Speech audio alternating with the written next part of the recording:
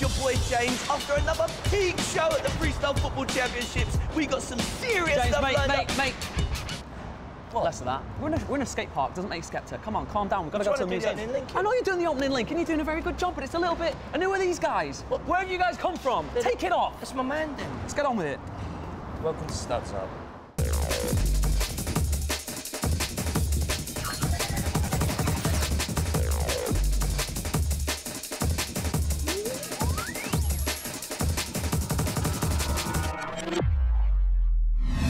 To reflect the fact that the Premier League's most historically successful clubs sit top of the division, we've come here to the National Football Museum in Manchester. Yep, Manchester United are currently top of the Premier League with the usual suspects in behind, but two of them, Manchester City in 4th place and Liverpool in 2nd, are meeting this weekend. But before we preview that and the rest of the weekend's action, let's take a look at what we've got coming up in the rest of the show.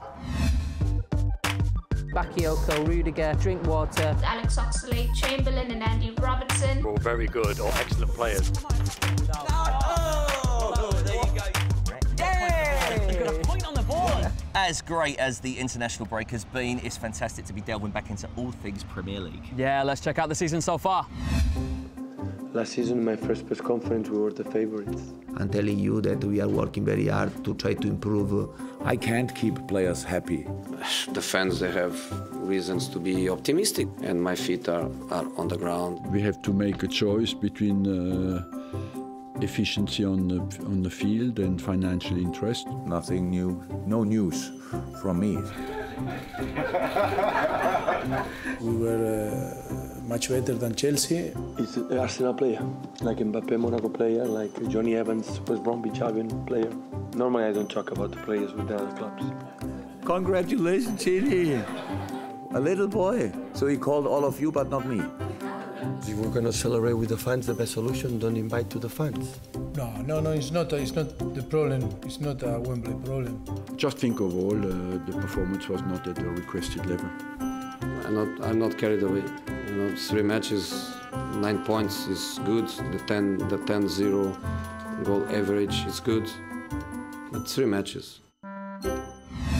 A lot of managers desperately trying to keep hold of their star players there, but first, I want to talk about surprises like that one. Yeah, mate. Oh, well, I think you can't look any further than Huddersfield at the moment. Oh, 3 yeah, games in, 7 points on the board, no goals conceded. Not many people would have called that at the beginning of the season. And really coming up next, they got West Ham, who are really struggling. That's another shock for me, actually, West Ham. Slaven Bilic, he spent a lot of money over the summer, and yet it is not going his way at the moment. It looks like his time as manager at the London Stadium is already under question, which brings us to our next poll. Yeah, we want to know who you think will be the first managerial casualty of the season.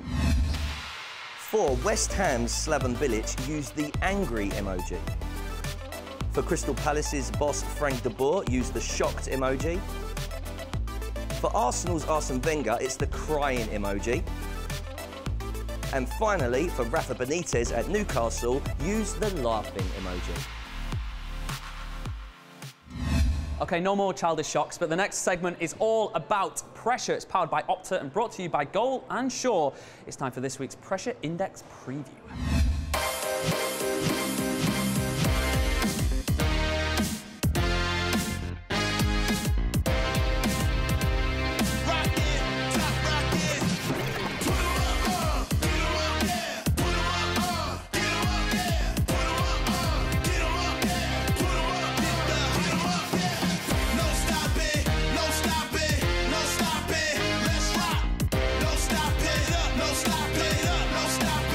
Let's rock.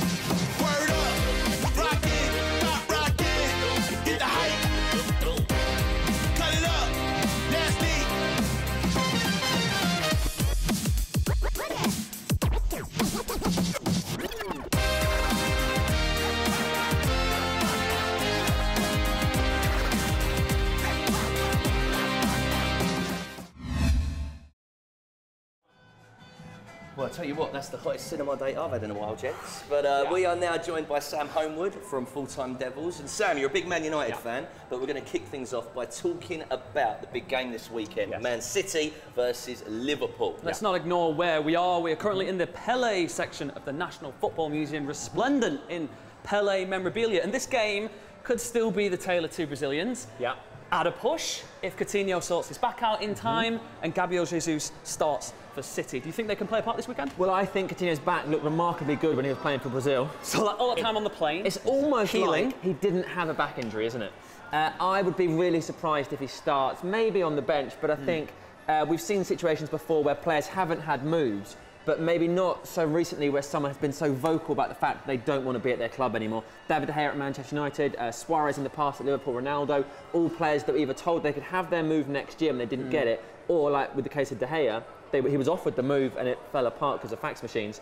But Coutinho's been very vocal that he doesn't want to be at Liverpool. He wants to go to Barcelona. It's been made to stay. I can't imagine. You think it's going to take longer to heal those wounds that have been made up over the last few weeks? Yeah, I would be surprised if it didn't. As for Jesus, he's obviously a marvellous footballer, and on his day, you know, you wonder about the limits of his potential, if there are any, but also whether or not it's at the right club. Can him and Aguero play together?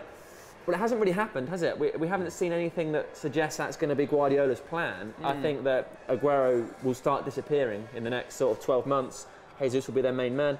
Or maybe he'll end up like Iheanacho, who was going to be the next big City young prospect. You look at perhaps City, they brought in a shed load of defenders. Loads, or Liverpool, and seeing these players, and you would have preferred to see them in the red of United. I think the only one out of both clubs is Bernardo Silva that you think, well, he'd have been fantastic. What an exciting attacking player. Everybody loves the signing. Like, people want to see those players. Like, if De Bruyne joined United, brilliant. Who would love that from as a United perspective? Flair, creativity. Yeah, you just want to see those players play football. It's exciting. You go and watch it. Yes, exactly it. You were sort of on the edge of your seat, just like, where is Alex Oxlade-Chamberlain going to end up? Well, yeah, exactly. And it's Liverpool. But here's an interesting one, because I'd be surprised if we didn't see a lot from him from Klopp, because he does seem to draw a lot out of his players. Because you look at the Liverpool squad and you don't say, what an incredibly strong squad. But yet they seem to get very good results, although last season, not consistently enough that they might have liked to challenge for the title, but still better than people would have expected at the start of the year. They still can't defend from set pieces. No, that's true. No, and Klopp is a manager that players want to play for, though, isn't it? Yeah. Virgil van Dijk was obviously their big plan. Didn't get him. I don't think Oxlade-Chamberlain will be a fantastic centre-back, but as a winger, he'll be all right. He'll be absolutely fine. But what about Ederson in goal for City? I mean, you may not hold on for De Gea for that many more years. Madrid looks inevitable. Would you have liked him in between the sticks of United? If they've got the same fax machine, we're not concerned. David De Gea is a Manchester United player, and all the time he is, it'll be great. He'll keep being linked to Madrid, and I see why. But I wonder, and I hope, basically, that was one of those moments where it didn't happen, and that's that. We move on. Well, talk about moving on. We've talked enough about transfers that went through, transfers that didn't go through, but I think you can hear from somebody else other than us for a change. Our crack team of goal correspondents have been putting their own transfer grades on the best of the rest. Check out part one.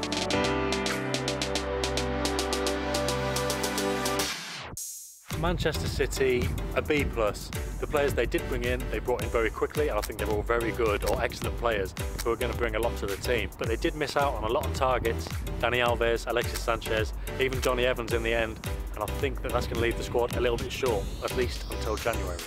It's a B for Liverpool. The failure to recruit a pedigreed centre-back is the big black mark on their transfer window, but the acquisition of Mohamed Salah, the advanced deal for Naby Keita, both brilliant bits of business. Dom Solanke is a great young prospect. They've enhanced the squad with Alex Oxlade-Chamberlain and Andy Robertson. And in terms of outgoings, they did some top deals there as well, finally getting rid of Mamadou Sakho and securing some interesting loan spells for some of the younger prospects. Manchester United summer transfer window, well, they've brought in a proven Premier League goalscorer in Romelu Lukaku. They've added depth and youth to their defence with Victor Lindelof. And that signing of Nemanja Matic has really changed the shape of this Manchester United side. That one extra signing that Mourinho was after might have really taken them to an A-star, but let's give them an A- in this case.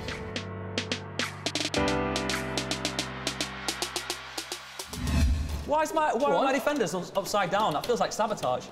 Oh, there you go, you saw it. What a terrible goal. That was scintillating football. Man City set to win the title. Well, Sam, what do you make of that? If they did it like that, I'll call it cheating because it came off the side. Well, so let's concentrate on United. We've already touched on. You've had a pretty solid transfer period. You've gone, what, 3 games, 3 wins? Yeah, so 10 far. goals, no goals conceded. Great start to the season. Does it feel different to last year, though?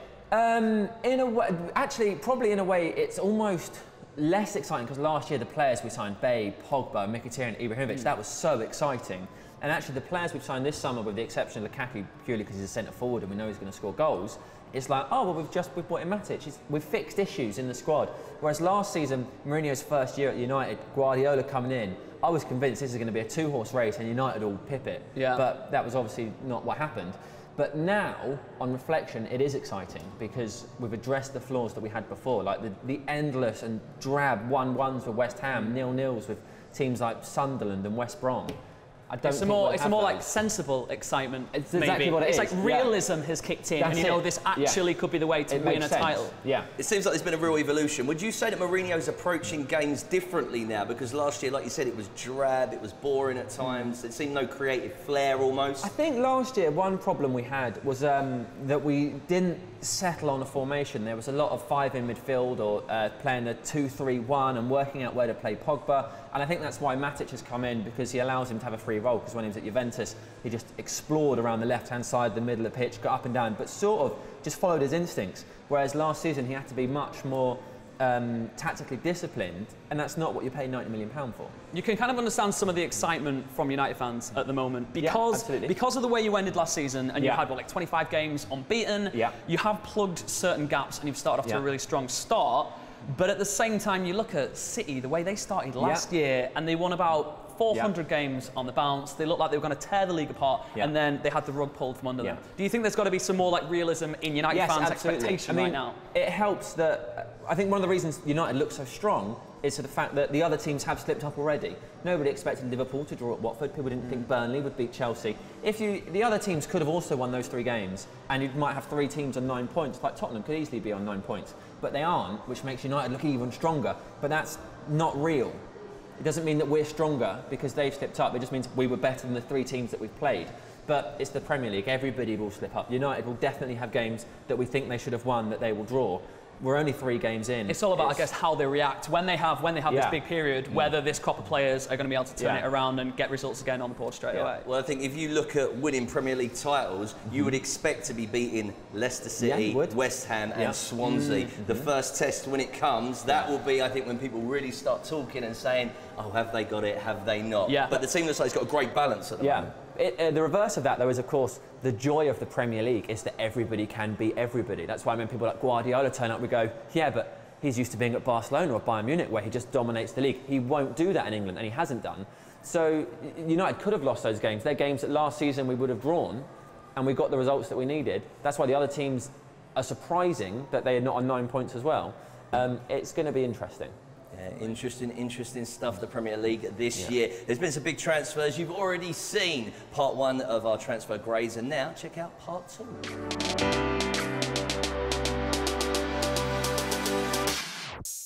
After giving fans hope with the fantastic signings of Alexandre Lacazette and Sead Kolasinac, Arsenal ended it by failing to land Thomas Lemar and keeping an unhappy Alexis Sanchez at the club. For me, there's only one grade for Arsenal in this transfer window, and that's a grade D. Chelsea's transfer window grade should be about a C, I think, because, yeah, they spent quite a lot of money and signed 6 players, but, you know, some of the player sales are questionable. Matic to Man United, Chalobah for £5 million, but, yeah, Alvaro Morata will be a good signing, Bakayoko, Rudiger, Drinkwater. There's just about enough, but it's a small squad, and I worry that they're going to run out of steam this season at Stamford Bridge. I'm going to give Tottenham a B+. I think overall their fans will be pretty satisfied with the transfer window. Juan Foyth, Davinson Sanchez and Serge Aurier come in to strengthen the backline. And Fernando Llorente will give plenty of competition up front to Harry Kane.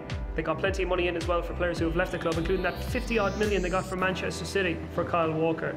Mauricio Pochettino then has a very talented squad at his disposal to fight battles on 2 fronts, the Champions League and the Premier League.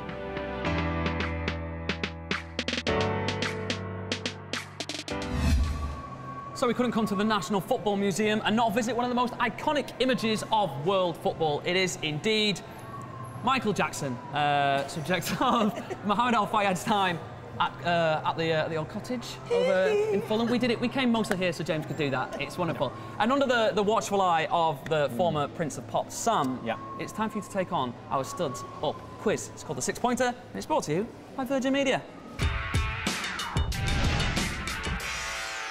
So, Sam, the rules are simple. You'll have 5 questions on the Premier League and then 1 bonus question, which will enable you to double your score. Question 1. Who has won more Premier League games? Liverpool plus Everton in Manchester, or City plus United on Merseyside? Liverpool and, I'm going to say Liverpool and Everton in Manchester because City have been relegated. So there's seasons in which they weren't even there. I like your logic. Yeah, I like your logic. It's incorrect, unfortunately. No, it is indeed City and United on Merseyside. Question number 2. Had emotions, which have now progressed to emojis, been first used on a computer the last time Arsenal lost 3 of their opening 4 league games? I mean, it's a 50-50, isn't it? It is effectively Let's a 50-50 say, chance. Yes, they had. The answer is no, my man. Come on! I'd genuinely forgotten what the answer was, but no, it was correct. Question 3. Brighton could become the first team to lose their first 4 Premier League games since Cardiff, Liverpool, Swindon, or Barnsley. Well, Cardiff were terrible when they last got relegated. I'm amazed Derby isn't on this. Yeah, that's what I was saying. I was thinking, well, Derby are going to come up. But they're not, so that's not on. Let's go with Barnsley. Barnsley, it's a solid answer. Yeah. It's a solid answer. It's a wrong answer. Oh, great. Not the answer is Swindon. Oh, of course it was. Unlucky. So far, none out of 3. Question number 4. Go on. Which is longer, Saido Berahino's current Premier League goal drought or all 8 Harry Potter films put together in a row? I reckon his goal drought is longer. Correct. You got a point on the board. 1 point. Okay. So, Saido Berahino's goal drought has been 30 hours and 23 minutes. Solid. All 8 Harry Potter films is only 19 hours and 38 minutes. Sam Homewood, have Burnley had more players called Chris in their Premier League, in their time in the Premier League, or wins away from home? All the Chris's, they were terrible. It took them what? They only won once last year away from home. They beat Chelsea this year, so they need, what, a couple of Chris's and they're in. It's away wins. I'm really sorry to say. Okay. Here we go for your bonus question. Sure. Has Craig Shakespeare won more Premier League points than William Shakespeare wrote plays? I'm going with plays. I believe in the bard. No. That's what I'm saying. He's correct. You have 2 points. So, Craig Shakespeare Yeah. won 26 Premier League points. William Shakespeare wrote 38 plays. There we go. Congratulations, Sam Homewood. You go. I can officially reveal. You go. Well, it's like second to bottom. Like, is it joint bottom? Do I win a washing machine or something? It's not 0. I mean, maybe we'll have a wooden spoon somewhere knocking around. But you didn't get 0. You've done as well as one other person in the quiz. Well, that's it for another Studs Up show this week. I know, it's upsetting. It's upsetting. I miss you already, and we're still sat next to each other. I know, mate. Yeah, it's been a pleasure, though. It has. Sam, thanks very much for joining us. Unlucky on the quiz. I was unlucky. Thank you for having me. just to get in there. That was unlucky because everything was 50-50. But thanks for being a good sport anyway. You guys out there, thanks for joining us as well. We will see you next week. See you later.